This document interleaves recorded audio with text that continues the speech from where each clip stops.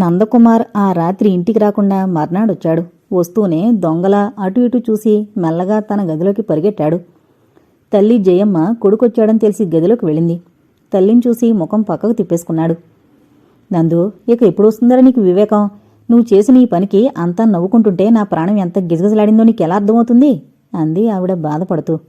నందకుమార్ మాట్లాడలేదు. చేతిలో తాళాల రింగు తిప్పుతూ దానివైపే శ్రద్ధగా చూడసాగాడు. నందు, నీకు 25 సంవత్సరాలు పైన పడ్డాయి. ఇంకా నీకు చిన్నతనమేనా చెప్పు? అతను ఏదో మరిచిపోయినట్టు చటుక్కున టేబుల్ మీదున్న కాగితాలు తీసి చూడసాగాడు. ఇక నీకెంత చెప్పినా అంతేరా, ఈ అమ్మ మాట నీకు లక్ష్యం లేదు. అమ్మ ఉన్నన్నాళ్లే నీ ఆటలు సాగుతాయి అంది. ఆవిడ కంఠస్వరంలో విసుగు, కోపం ధ్వనించాయి. అబ్బబ్బా, ఇప్పుడేమైంది? విసుక్కుంటూ తల్లివైపు తిరిగాడు. ఏమైందా? నీకు పిల్లనిస్తామని కోరొచ్చినాళ్ళ దగ్గర మా పరువు పోయింది. పరువు ఎక్కడికి పోదు. మన పరువు మన దగ్గరే భద్రంగా ఉంటుంది అన్నాడు. ఉంటుందిరా, భద్రంగా ఉంటుంది. ఉండదు? నీలాంటి సుపుత్రుడు ఏంటో వెలిసినందుకు భద్రంగా బంగారు బరిణెలా ఉంటుంది. వేదవ కబుర్లు నువ్వును. చేసిన పనికి సిగ్గుపడి చావక ఇంకా నోరెత్తుతున్నావు. గొంతు పైకి లేచిందో కత్తి తీసుకునే కంటలను పొడి చేస్తాను, జాగ్రత్త అంటూ కేకలు వేస్తూ హోంకరించారు గోవిందరావు గారు. కొడుకు రావడం చూసి మెల్లగా మేడ మీదకొచ్చారు. గదిలో తల్లి కొడుకుల సంభాషణ వినపడ్డంతో క్షణమాగి ఆ మాటలు విన్నారు. కోపం పట్టలేక దూకుడుగా ఆ గదిలోకి వెళ్లారు. కొడుకు మాటకి ఏదో చెప్పబోతున్న జయమ్మకు గోవిందరావు గారి కంఠస్వరం వినిపించడంతో ఆగిపోయి తల తిప్పి చూసింది. తండ్రిని చూస్తేనే పిల్లిలి అయిపోయాడు. నోరు టక్కున మూతపడింది. గోవిందరావు గారు కొడుకు మీద 4 కేకలు వేసి భార్య వైపుకు తిరిగి, ఈ వెధవకు ఈవేళ అన్నం పెట్టుకో అంటూ చెప్పి వెళ్ళిపోయారు. తండ్రి కేకలు వేసి వెళ్లిపోయే వరకు తల వంచుకుని చేతులు వెనక్కి కట్టుకుని నిలబడ్డాడు. తండ్రి అలా వెళ్లగానే తల కొద్దిగా పైకి ఎగరేసి క్రాఫ్ని చేత్తో సర్దుకుని ఈలపాట పాడుతూ షర్టు హ్యాండ్సు పైకి మడవసాగాడు. తల్లి కొడుకువైపు క్షణంసేపు చూసి ఇక వీడికి వివేకం రాదు అని మనసులో నిశ్చయించుకుని అక్కడి నుంచి వెళ్ళిపోతుంటే అమ్మా అంటూ పిలిచాడు. ఏంటి అన్నట్టు ఆగి తల తిప్పి చూసింది. 1 కప్పు టీ కావాలి అంటూ కుడిచేతి చూపుడు వేలు చూపించి జాలిగా ముఖం పెట్టాడు. అతనికి తెలుసు జాలిగా ముఖం పెట్టడిగితే తల్లి కరిగిపోతుంది అని.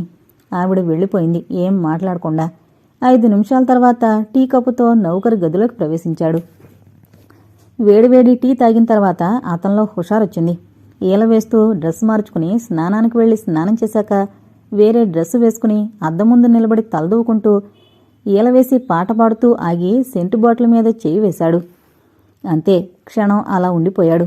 చిన్నగా ఎవరో ఈల వేస్తున్నట్టుగా అయింది. చెవులు రిక్కించి విన్నాడు. మళ్లీ వినిపించింది. యువతలకొచ్చి తొంగి చూశాడు. ఎవరూ లేరు. తను అలా ఈలవేస్తే అన్నయ్య కోపడతాడు. ఇంట్లో ఈలలు వేసేవాళ్లు ఎవరూ లేరు. ఆలోచనలో పడ్డాడు. నాయుడుగారికి అందరూ ఆడపిల్లలే. కూడా ఎవరైనా అబ్బాయి వచ్చాడా? కిటికీ దగ్గరకు వెళ్లి తొంగి చూశాడు. గదిలో అమ్మాయి కూర్చుని పుస్తకం చదువుకుంటోంది. ఆ అమ్మాయి అప్పుడే కిటికీ వైపు చూసింది. కిటికీలో నుంచి చూస్తున్న నందకుమార్ని చూస్తూనే మండిపడి అక్కడి నుంచి లేచొచ్చి పక్కనుంచి కిటికీ తలుపులు దబాలను వేసేసింది. తలుపులు దనాలమని వేయడంతో నందకుమారు ఒక్కసారిగా ఉలిక్కి పడ్డాడు. థ్యాంక్ గాడ్, ఇంకా నయం, తలుపుల మధ్యలో ముక్కుండిపోయింది కాదు అనుకుంటూ చేత్తో ముక్కుని ఒక్కమారు తడిమి చూసుకున్నాడు. ఆ అబ్బాయి ఎవరైనా ఉన్నారేమో అని చూస్తే ఆ అమ్మాయికి అంత కోపం వచ్చింది అనుకుంటూ తన గదిలోకి వెళ్ళాడు. ఝాన్సీ అతనే నందకుమార్ అయ్యుంటాడని ఊహించి తనలో తాను నవ్వుకుంది. ఆ వేళ సాయంత్రం అజయ్ వచ్చాడు. వాళ్ళొచ్చారని తెలిసి అజయ్తో మాధవి, హరిప్రియ, ఝాన్సీ అంతా సరదాగానే మాట్లాడారు. చలపతిరావు గారు, గోవిందరావు గారు, నాయుడు గారు ముగ్గురూ కలిసి పని మీద ఎక్కడికో వెళ్లారు. కృష్ణకిరీట్ ఇంకా ఇంటికి రాలేదు. మీరు మా ఇంటికి ఎప్పుడొస్తారు? నవ్వుతూ ప్రశ్నించాడు. మీరెప్పుడు పిలిస్తే అప్పుడు అంది మాధవి నవ్వుతూ. అయితే ఇప్పుడు రమ్మంటున్నాను రండి. ఇప్పుడా? అంది ఝాన్సీ. రేపు వస్తానులేండి. ఏం ఈరోజు రాకూడదా? నవ్వాడు. అంతలోకే కృష్ణకిరీటి ఇంటికొచ్చాడు. స్నేహితుడిని చూసి నవ్వుతూ పలకరించి వాళ్ళకెదురుగా సోఫాలో కూర్చున్నాడు. అజయ్ అతనికి చెప్పాడు, రేపు సాయంత్రం అందర్నీ మా ఇంటికి తీసుకురావాలి. నీకు పనుండి రావడం కుదరలేదు అంటే ఊరుకోను. బాగుంది, నేను తీసుకురావాలా ఏంటి? కారుంది, డ్రైవర్నిచ్చి పంపిస్తాను అంటూ నవ్వాడు. మాధవి, ఝాన్సీ ఏం కోపం తెచ్చుకోలేదు అతని మాటలకు. నవ్వుతూ తీసుకున్నారు. హరిప్రియకు ఆ మాటలు వింటూనే అరికాలమంట నెత్తికెక్కినట్టయింది. అతని ఎదురుగా కూర్చోవాలంటే ఆమెకి ఎలాగో ఉంది. అజయ్ ఒక అరగంట కూర్చుని వాళ్ళ ముగ్గురిని తమ ఇంటికి రమ్మని చెప్పి కృష్ణకిరీటిని తీసుకురమ్మని అతని దగ్గర అలాగే తీసుకొస్తాను అన్న మాట తీసుకుని వెళ్ళిపోయాడు. హరిప్రియ అక్కడి నుంచి లేచి వెళ్ళిపోయింది. నందకుమార్ తనకు అందిన ఉత్తరం ఎన్నిసార్లు చదువుకున్నాడో లెక్కలేదు. ఆ అమ్మాయి ఎలా ఉంటుందో అనుకున్నాడు. వచ్చాక చూశాడు, ఆ హరిప్రియ, ఆ దంతపు బొమ్మ, ఆ నాజుకు సుందరి తనని ప్రేమిస్తుందా? నందుకి మూర్చపోయినంత పనైంది. ఎలా అయినా ఆ అమ్మాయిని కలుసుకుని మాట్లాడాలి అనుకున్నాడు. ఉత్తరం రాసిన అమ్మాయి తనని చూసి కూడా చిన్న చిరునవ్వు నవ్వదే, సిగ్గుపడుతుందేమో అని సరిపెట్టుకున్నాడు. సాయంత్రం అజయ్ ఇంటికి వెళ్లడానికి మాధవి, ఝాన్సీ, హరిప్రియ ముస్తాబవసాగారు. ఈ విషయం ముందే తెలుసుకున్న నందకుమార్ సాయంత్రం రోజు కంటే ఆ రోజు ముందే వచ్చాడు. అతను కూడా వాళ్లతో వెళ్లడానికి ప్రయాణం కాసాగాడు. కృష్ణకిరీటి టైంకి ఇంటికొచ్చి స్నానం చేసి బట్టలు మార్చుకుని అజయ్ ఇంటికి వెళ్లడానికి సిద్ధమయ్యాడు.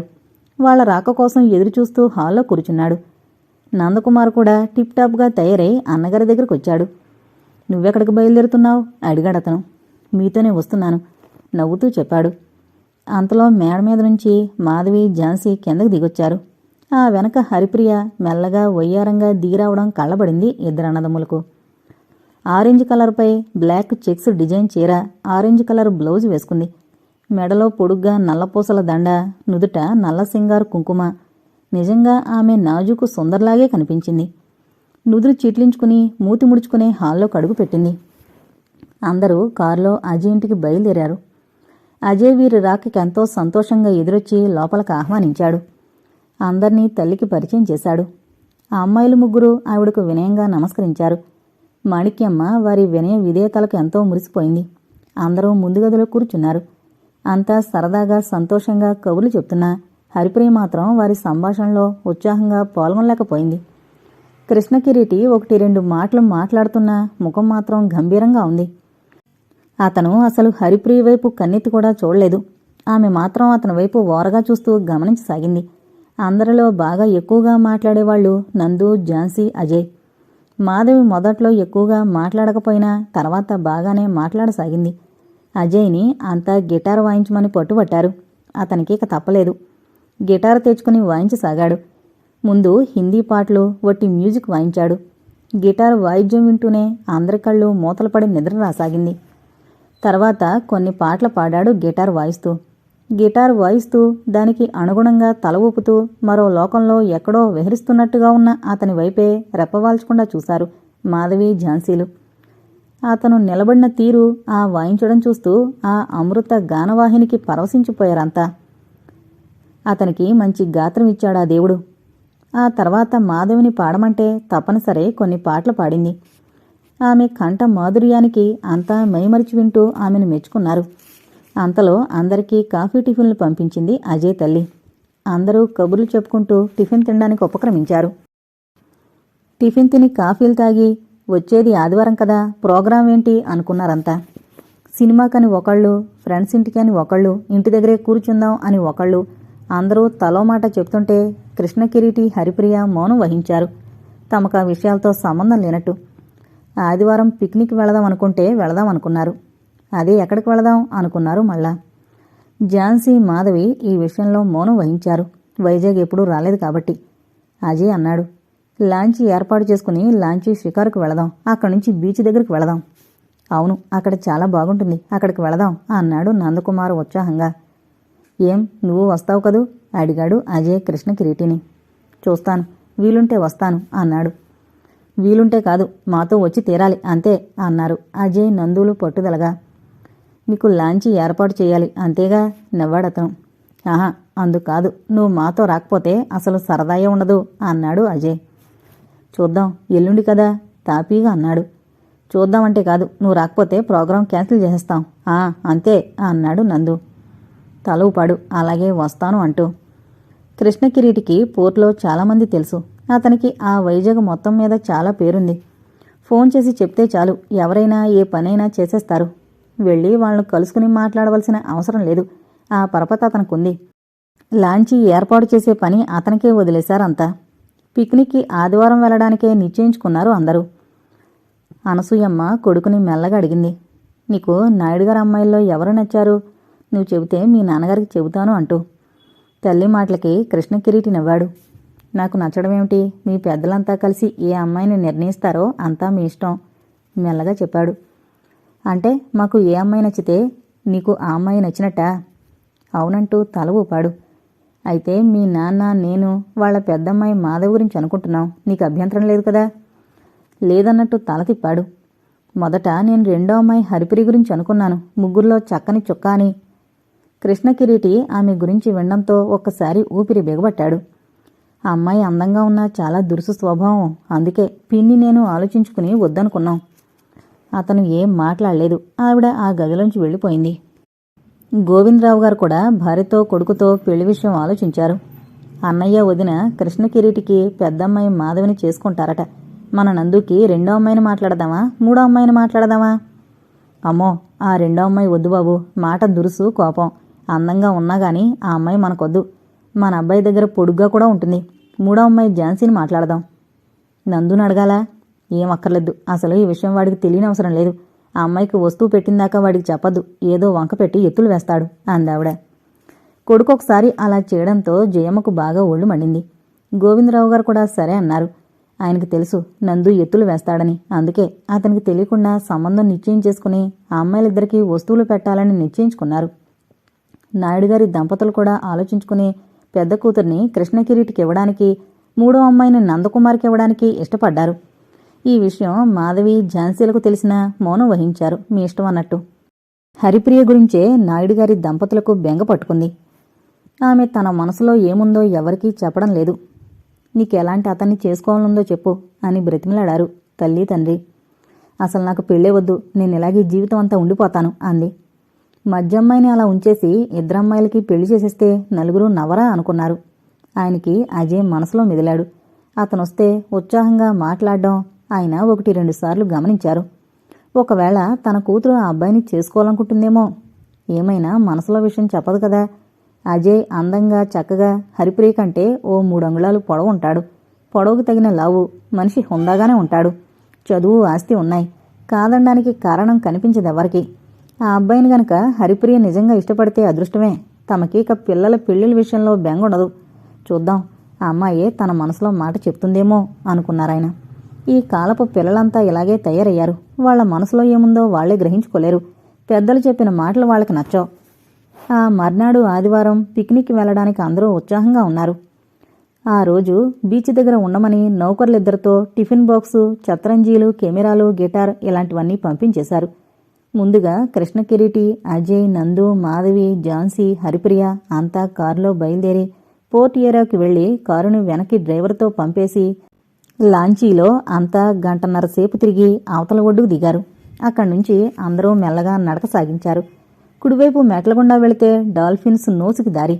ఆ కొండ 300 అడుగుల ఎత్తు ఉంటుంది. ఆ కొండపైకి వెళితే లైట్ హౌస్ దగ్గరలో చుట్టూ గార్డెన్, కింద పెద్ద లోయ. అక్కడి నుంచి చూస్తే సముద్రం అందంగా కనిపిస్తుంది.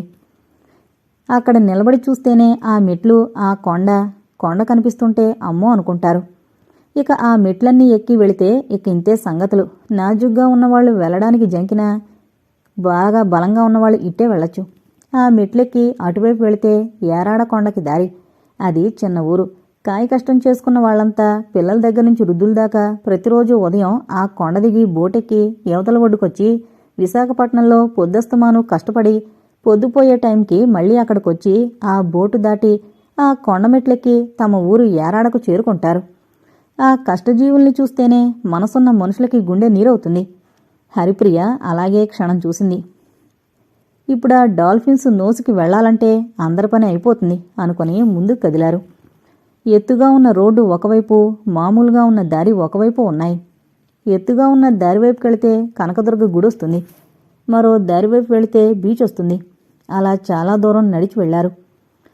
వెళ్లే కొద్దీ కొండల మధ్య దారి ఏర్పడింది. రాళ్లు రప్పలతో దారి సరిగ్గా లేదు. అలాగే జాగ్రత్తగా నడిచి వెళ్లారు. దూరానుంచి సముద్రం కనిపిస్తోంది. దారికొకవైపు ఎంతో ఎత్తుగల కొండ, రెండో వైపు కొండ లేనందున అక్కడ్నుంచి చూస్తే కిందకు లోతుగా ఉంది. నెమ్మదిగా ఆ దారి వెంబడి నడిస్తే కాళ్లకు మెత్తటి ఇసుక తగులుతోంది. అక్కడికే పిక్నిక్కి ఎందుకు అంతా వెళతారంటే అక్కడ బీచ్ అంతా శుభ్రంగా ఉండి చిన్న చిన్న ఆల్చిప్పలు, శంఖాలు, చిన్న చిన్న రాళ్లు ఉంటాయని. కుడివైపుకి ఇంకా బాగా ఎంతో దూరం నడిచి వెళితే ఇక అక్కడికి వెళ్ళిన వాళ్ళు తిరిగి రావాలన్న ధ్యాస ఉండదు. అంత హాయిగా చల్లగా ఉంటుందక్కడ. బీచ్కి అది కొస, పెద్ద ఎత్తైన కొండ. అక్కడ ఇసుక, గవ్వలు, శంఖాలు లాంటివి ఏమీ లేకుండా మెత్తగా తెల్లగా మైదాపిండిలా ఉంటుంది. అక్కడ ఆ ఇసుకలో హాయిగా పడుకోవాలనుంటుంది ఎవరికైనా సరే. అందరూ తిన్నగా అక్కడికి వెళ్ళి కూర్చున్నారు. అజయ్, నందకుమార్, మాధవి, ఝాన్సీ పేకాట మొదలుపెట్టారు. హరిప్రియ దూరంగా కూర్చుని పుస్తకం చదువుకుంటోంది. కృష్ణకిరీటి అలా కాసేపు అంతా తిరిగొచ్చి అక్కడ దూరంగా కూర్చున్నాడు. 12:30 అవడంతో టిఫిన్ బాక్సు తెమ్మని గిన్నెలు పైకి తీసి అజయ్, నందులు అందరికీ ప్లేట్లలో పలావ్, కుర్మాలు వడ్డించి అందరికీ ఇచ్చారు. మాధవి, ఝాన్సీలు కూడా అక్కడి పనులు చూడసాగారు. వాటర్ బాటిల్లో నీరు గ్లాసులో కొంపి అందరికీ ఇచ్చారు. అందరూ భోజనాలు చేసి చేతులు కడుక్కుని మంచినీళ్లు తాగి నౌకర్లిద్దరికీ విస్తరాకుల్లో వడ్డించారు. వాళ్లు కూడా భోజనాలు ముగించి గిన్నెలవి సముద్రపు నీళ్లతో కడిగేసి అన్నీ యథాప్రకారం టిఫిన్ బాక్సుల్లో సర్దేశారు. ఆ పని పూర్తయ్యాక వాళ్లు దూరంగా ఎక్కడో కూర్చుని కబుర్లు చెప్పుకుంటున్నారు. అజయ్ కాసేపు గిటార్ వాయించాడు. మాధవి కొన్ని పాటలు పాడింది. ఆ తర్వాత సరదాగా సినిమాల గురించి, పుస్తకాల గురించి, ఫ్రెండ్స్ గురించి కబుర్లు చెప్పుకున్నారు. అక్కడ దూరంగా ఒక స్టీమరు ఎన్ని సంవత్సరాల నుంచుందో, బాగా పాడైపోయిన స్టీమరు, రూపు లేకుండా ఉంది. కొన్ని సంవత్సరాల క్రితం ఆ స్టీమర్ని కావాలని, మంచి స్టీమర్ అయినప్పటికీ అడ్డుగా ఉండాలని పెద్ద పెద్ద బరువైన రాళ్లని అందులో వేసి ముంచేశారు. అలా ముంచడం వలన నీరు యువతలకు రాకుండా మేలు జరిగింది అని ఆ ఐడియా చెప్పిన అతనికి అవార్డు ఇచ్చారని కూడా అనుకుంటారు. ఇప్పుడు ఆ స్టీమర్ ఎక్కి చూడాలని ఝాన్సీ, మాధవి సరదా పడ్డంతో అజయ్, నందకుమార్లు వాళ్ళని వెంటబెట్టుకుని వెళ్లారు. హరిప్రియకు అలాంటి చోట్లకు వెళ్లాలంటేనే భయం. అందుకే ఆమె వెళ్లలేదు. ఆమె ఒక్కరితే ఉంటుంది. తోడు ఎవరుంటారు అన్న విషయం పైకనకుండా కృష్ణకిరీటి కూడా అక్కడే ఉండిపోయాడు. వాళ్ళదంతా తిరిగొచ్చేటప్పటికి గంట పట్టింది. అంతసేపు కృష్ణకిరీటి, హరిప్రియ ఏం మాట్లాడుకోలేదు. ఇద్దరూ మౌనమూర్తుల్లా కూర్చున్నారు. వాళ్లంతా తిరిగొచ్చాక బిస్కెట్స్, స్వీట్సు తిని ఫ్లాస్క్లో కాఫీలు తాగి నౌకర్లని అన్నీ సర్దేసి వాళ్లను ముందు ఆ సామాన్లన్నీ ఇచ్చి పంపేశారు ఇంటికి. అంతా కాసేపు కూర్చుని ఫోటోలు తీసుకున్నారు. హరిప్రియ ఒక్క ఫోటో కూడా తీయించుకోలేదు. ఆమె వింత ధోరణికి మిగతా వాళ్లు లోపలే ఆశ్చర్యపోయారు. అందరూ బయలుదేరారు ఇంటికి వెళ్లడానికి. వచ్చేటప్పుడు దుర్గగుడికి వెళ్లి దర్శనం చేసుకునొచ్చారు. ఒడ్డుకొచ్చి కూర్చున్నారు. అవతల ఒడ్డుకు వెళ్లిన పడవ తిరిగొచ్చిందాక. ఆ పడవొచ్చాక అందరూ ఆ పడవలో కూర్చున్నారు. ఆ పడవ నిండా చాలామంది కూలీలు పనులు చేసుకుని వస్తున్నవాళ్లే. వీళ్ళందర్నీ సినిమా స్టార్లని చూసినట్లు చూడసాగారు. అక్కడ గేటు దగ్గర వీరి కోసం కారు టైంకి తీసుకొచ్చి ఎదురు చూస్తున్నాడు డ్రైవర్. ఆ డ్రైవర్ని బస్సులో వెళ్ళిపోమని అందరూ కారులో ఇంటికి వెళ్లారు. హరిప్రియ గదిలో పుస్తకం చదువుకుంటూ కూర్చుంది. నందకుమార్ మెల్లగా ఆ గదిలోకి ప్రవేశించి ఆమెను మాటల్లోకి దించాడు. ఇతనే నందకుమార్ అని తెలిసాక ఇతని మీదేం కోపం రాలేదు. నవ్వుతూనే మాట్లాడింది. మీ ఉత్తరం అందుకుని నిజంగా నేను చాలా ఆనందించాను అంటే నమ్మండి అన్నాడు, తల కొద్దిగా వంచుకుని సిగ్గుపడుతున్నట్లుగా. ఆమెకు ఆ మాటలు అర్థం కాలే. అతన్ని ఓ పిచ్చివాణ్ణి చూసినట్టు చూసింది. ఆమె మాట్లాడకపోవడం చూసి మళ్ళీ అన్నాడు, మీరు రాసిన ఉత్తరం పదే పదే చదువుకుని సంతోషంతో మురిసిపోయాను. ఉత్తరమా? ఏం ఉత్తరం? అయోమయంగా చూసింది. ఆమె తనని ఆడిస్తోంది అని అతను గట్టిగా నవ్వేశాడు. అతను అలా నవ్వగానే నిజంగా బెత్తరపోయింది. నన్ను ప్రేమిస్తున్నట్లు ఉత్తరం రాసి ఇప్పుడేం తెలియనట్టు నటిస్తున్నారా? భలే వారండి నవ్వాడు. నేను మీకు ఉత్తరం రాశానా అన్నట్టు ఎడంచే చూపుడు వేలు తన గుండెలకు ఆనించుకుని అదే వేలు అతని వైపు పెట్టి చూపిస్తూ కళ్ళు వెడల్పు చేసుకుని చూసింది. గొంతుక పట్టేసినట్టు మాటలు రాలేదు. ఏంటి అంత ఆశ్చర్యంగా తెల్లబోతున్నారు? మీ మాటలు నాకేం అర్థం కావడం లేదు. ఈసారి నందకుమార్ ఆమె వైపు అయోమయంగా అర్థం కానట్టు చూశాడు. మీరు నాకు రాశారు. ఆ పై మాటలు గొంతుకులో మింగేశాడు. మీకు నేనేం ఉత్తరం రాయలేదే. ఒక్క క్షణం ఆమె వైపు అలాగే చూసి జేబులో ఉన్న కవర్ తీసి ఆమె చేతికిచ్చాడు. హరిప్రియ ఆ కవర్ని ఆతృతగా అందుకుని చూసింది. ఆ రైటింగ్ ఝాన్సీది అని వెంటనే గుర్తించేసింది. అయితే మీరు ఈ ఉత్తరం రాసిన వాళ్ళని లైక్ చేస్తారా? తప్పకుండా అన్నాడు. అయితే రేపటి వరకు ఈ విషయం మర్చిపోండి, తర్వాత ఆ విషయం గురించి మాట్లాడతాను తాపీగానే చెప్పింది. అతను తల ఊపి ఉత్సాహంగా అక్కడి నుంచి వెళ్ళిపోయాడు. అతను వెళ్ళాక ఆమె ఆలోచనల్లో పడింది. తనని ఏడిపించడం కోసం రాసింది. ఈ మాట పైకి చెప్పకుండా ఝాన్సీ పని పట్టాలి అనుకుంది. నందకుమార్ మేడదిగి కిందకు వెళుతుంటే ఎవరో ఈల వేసినట్టయితే ఆగి వెనక్కి తిరిగి చూశాడు. అక్కడ ఝాన్సీ తప్ప అబ్బాయిలెవరూ లేరు. అతను అలా వెనక్కి తిరిగి చూడగానే ఝాన్సీ మేడ మీద నుండి చూస్తూ నవ్వింది. ఏంటలా చూస్తున్నారు అంటూ. ఏం లేదు అంటూ నసిగేశాడు. ఇప్పుడు ఈల ఎవరు వేశారు అని అడగలేకపోయాడు. మరో 4 మెట్లు దిగుతుంటే మళ్ళీ ఈల వినిపించింది. ఈసారి అతనికి అర్థమైపోయింది, ఈల వేస్తోంది ఈ అమ్మాయే, తనని ఏడిపించడానికి అలా చేస్తోంది అని. సరే, ఈ అమ్మాయిని తను ఏడిపించలేడా అనుకుని వెళ్ళిపోయాడు. సాయంత్రం ఇంటికొచ్చి ఆలోచించడం మొదలుపెట్టాడు. హరిప్రియ ముఖం చూస్తుంటే ఉత్తరం ఆమె రాసినట్టు లేదు. అయినా తను వాళ్ళింటికి వెళ్ళలేదు కదా, ఉత్తరం ఎలా రాసింది? నందకుమార్గా అన్నయ్య వెళ్ళాడు. అయితే ఆ ఉత్తరం అన్నయ్యకి రాసిందా? ఇద్దరికీ పెద్ద పరిచయం ఉన్నట్లేదే. ఇద్దరూ సరిగ్గా మాట్లాడుకోవడమే తను చూడలేదు. మరి ఉత్తరం ఎలా రాస్తుంది? అన్నయ్య మనసులో ఏముందో కనుక్కోవాలంటే ఒకటే మార్గం మనసులోనే నిశ్చయించుకున్నాడు. అందరూ మర్నాడు బీచ్కి వెళ్లారు. వాళ్లతో అజయ్ కూడా వచ్చాడు. రామకృష్ణ బీచ్లో కూర్చున్నారంతా. నందకుమార్ మాధవి పక్కన వెళ్లి కూర్చున్నాడు. ఆమె ఏం అనలేదు, నవ్వుతూనే మామూలుగా ఉంది. అన్నగారి ముఖంలోకి పరీక్షగా చూశాడు. అతను అదేం పట్టించుకోలేదు. మాధవితో ఎంత చనువుగా ఉన్నా అతను మాట్లాడలేదు. ఝాన్సీతో చనువుగా మాట్లాడి లేచి ఇటు అటు తిరిగినట్టే తిరిగి ఆమె పక్కనే కూర్చున్నాడు. ఈసారి అతను ఏం అనలేదు. ఆ విషయం అంత పట్టించుకోలేదు. నీళ్ల దగ్గరికి ఎవరొస్తారు అడిగాడు నందకుమార్. మాధవి, ఝాన్సీ ఇద్దరూ రామన్నారు. హరిప్రియ నేనొస్తాను అంది. అయితే రండి అంటూ అతను ఆమెకు చెయ్యి అందించాడు, అన్నగారిని ఓ కంట కనిపెడుతూ. ఆమె అతని చెయ్యందుకుని లేచి నిలబడింది. కృష్ణకిరీటి కనుబొమ్మలు ముడిపడ్డాయి. కళ్ళు చిట్లించి వారివైపే చూడసాగాడు. వాళ్ళలా చెయ్యి పట్టుకుని వెళుతుంటే సహించలేనట్టుగా చూశాడు. అందరూ ఒకటి, తను ఒక్కడూ వేరు అన్నట్టుగా బాధపడ్డాడు. నీళ్ల దగ్గరకు వెళ్లిన వాళ్లు త్వరగా రాలేదు. అటు ఇటు తిరిగి అరగంట తర్వాత వచ్చారు. హరిప్రియొచ్చి ఇసుకలో కూర్చుంది. తడిమీద ఇసుక అంటుకుని తన పాదాలు తనకే అసహ్యంగా కనిపించాయి. పాదాల వైపు చూసుకుంటూ కూర్చుంది. ఆమె పక్కనే నందకుమార్ కూర్చోబోతుంటే కృష్ణకిరీటి ఇక సహించలేనట్టు చటుకున్న తమ్ముడి మెడ మీద కాలర్ పట్టుకుని వెనక్కి లాగాడు, ఇక్కడ తన పక్కన కూర్చోమన్నట్టు. నందకుమార్ మొదట బెత్తరపోయినట్టయి తర్వాత నవ్వేసి అన్నగారి పక్కన కూర్చున్నాడు. నందుకి కొంత అర్థమైనట్టుగా తల పంకించాడు. కొంతసేపు తర్వాత ఇంటికొచ్చేశారంతా. ఆ మర్నాడు నందకుమార్ హరిప్రియను ఆ ఉత్తరం గురించి మళ్ళీ అడిగాడు. ఆ ఉత్తరం రాసింది నేను కాదు అంటూ అతనికి ఝాన్సీ గురించి చెప్తూ అతనికో ఉపాయం చెప్పింది. నందకుమార్ ఆశ్చర్యంగా వింటూ ఆమె చెప్పినట్టు చేస్తాను అన్నట్టు తల ఊపి అక్కడి నుంచి వెళ్ళిపోయాడు. నందకుమార్ కుడిచేతి బొట్నవేలికి కట్టుకట్టుకున్నాడు. ఆ వేలు పట్టుకుని బాధపడుతున్నట్లు నటిస్తూ యువతల వరండాలో కుర్చీలో కూర్చున్నాడు. అది చూసి ఝాన్సీ ఏంటి అంటూ దగ్గరకొచ్చింది. బ్లేడు తెగింది అని చెప్పాడు. అయ్యో, ఎలా తెగింది అంటూ జాలిపడింది. సర్లేండి, అదే తగ్గిపోతుంది. నేను చెప్పినట్టు ఈ పుస్తకంలో రాసి పెడతారా? జాలిగా ముఖం పెట్టి అడిగాడు. ఓ, దానికేం భాగ్యం అంటూ అతనిచ్చిన పెన్ను పుస్తకం తీసుకుని ఎదురుగా కుర్చీలో కూర్చుంది. ఐ లవ్ యూ రాయమన్నట్టుగా చెప్పాడు. అంది విస్మయంగా చూస్తూ. రాస్తానన్నారు, రాయండి, ఏంటలా చూస్తున్నారు? నవ్వాడు. ఏం లేదు అంటూ తను నవ్వేస్తూ అతను చెప్పినట్టు రాసింది. ఆ రైటింగ్ చూశాడు. అదే రైటింగ్. జేబులో ఉత్తరం తీసి పక్కపక్కగా పెట్టి చూశాడు. ఆ ఉత్తరం చూడగానే ఝాన్సీకి పై ప్రాణాలు పైన ఎగిరిపోయాయి. నందకుమార్ తల పైకెత్తకుండా కళ్ళు మాత్రమే పైకెత్తి ఆమె వైపు చూశాడు. ఝాన్సీ నవ్వబోయింది. నవ్వు రాలేదు. అతను చటుకున ఆమె చేయి పట్టుకున్నాడు. ఏంటిది, ఎవరైనా చూస్తారు, ముందు చేయి వదలండి అంది కంగారుగా.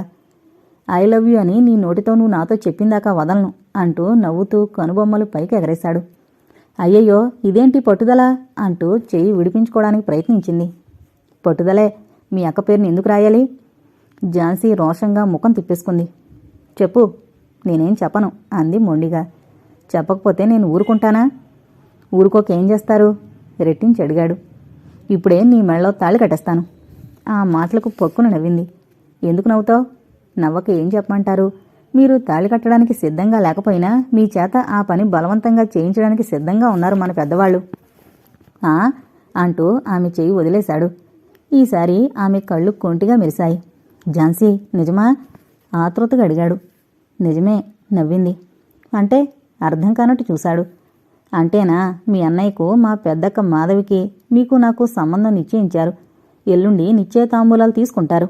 ఇంకా మీకు ఈ సంగతి తెలీదా అన్నట్టు చూస్తూ ఝాన్సీతో అతనికి పెళ్లి నిశ్చయం చేస్తుంటే మరొక సమయంలో అయితే ఎగిరి విజిల్ వేసేవాడే. ఝాన్సీ అంటే అతనికి తెలియకుండానే ఇష్టం ఏర్పడింది. కాకపోతే హరిప్రియ అతనికి ఉత్తరం రాసింది అని అనుకునేవాడు. ఇప్పుడు నిజం గ్రహింపయింది. ఉత్తరం రాసింది ఝాన్సీ అని తెలిసింది. కృష్ణకిరీటి మాధవం చేసుకోవడం అతనికి నచ్చలేదు.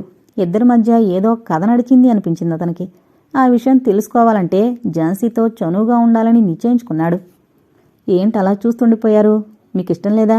అనుమానంగా అడిగింది. ఇష్టం లేదా అని అడుగుతున్నావా అంటూ వేలికట్టు ఊడదీసి అవతల పారేసి ఆమె చెయ్యందుకుని పెదవులు కానించుకుని ఐ లవ్ యూ అన్నాడు.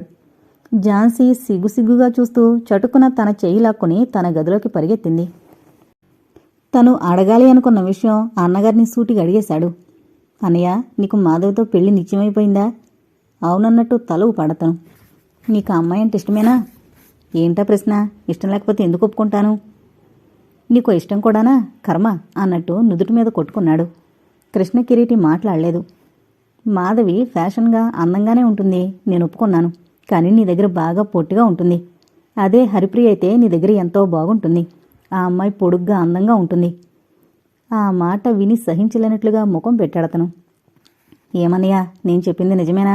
ఈ విషయం పెదనాన్నకి పెద్దమ్మకి చెప్పేనా నువ్వు హరిప్రియను చేసుకుంటావని? ముందు నువ్వు నోరు మూసుకో విసుగ్గా అన్నాడు. ఏం, నీకు ఆ అమ్మాయి అంటే ఇష్టం లేదా?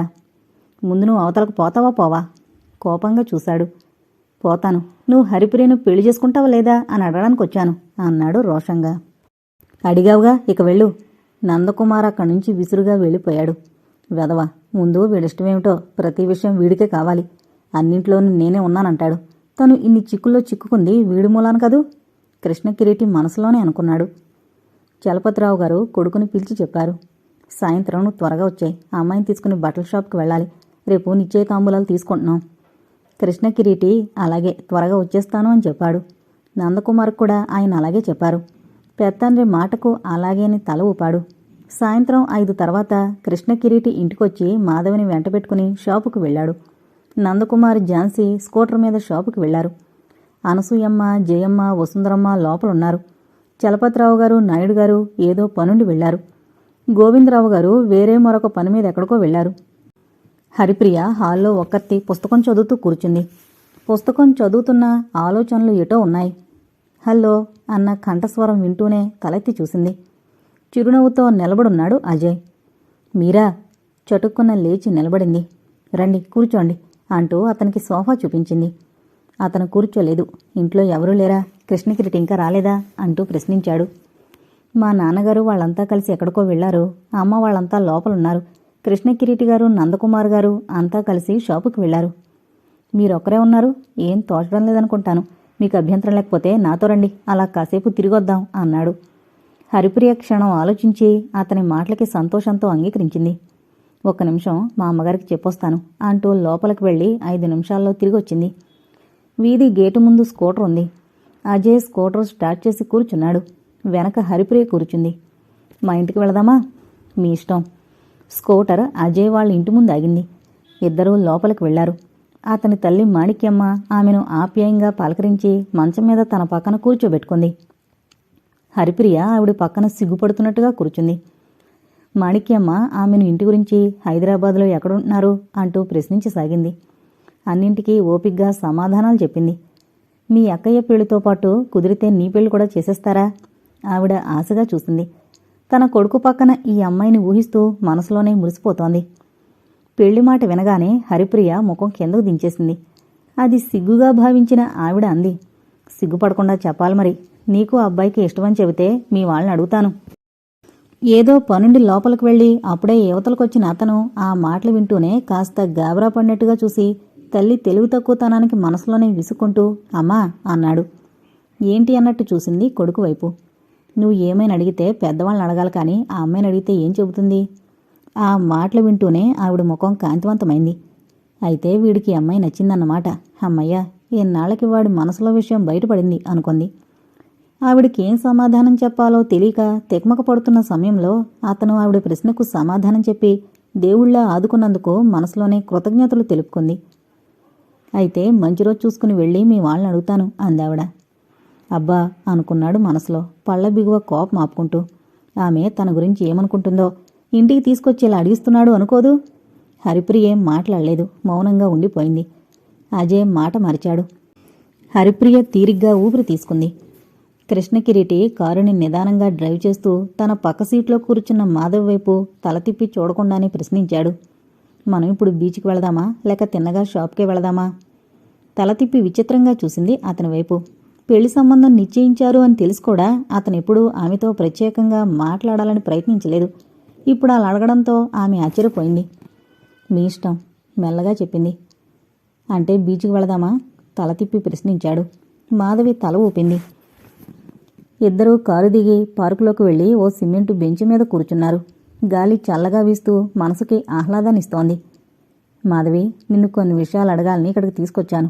నేను ఎవరితో ఏ విషయాలైనా సూటిగా మాట్లాడేస్తాను. మనసులో ఒక మాట పైకొక మాట మాట్లాడాలంటే నాకు అసహ్యం. అందుకే నిన్ను కొన్ని ప్రశ్నలు వేస్తాను, సూటిగా సమాధానం చెప్పాలి. ఏమంటావ్ అన్నట్టు చూశాడు. మాధవి చేతిలో హ్యాండ్ కర్చీఫ్ని చిన్నగా మడతలు పెడుతూ క్షణం ఆలోచించి అతని వైపు కళ్ళెత్తి చూసింది.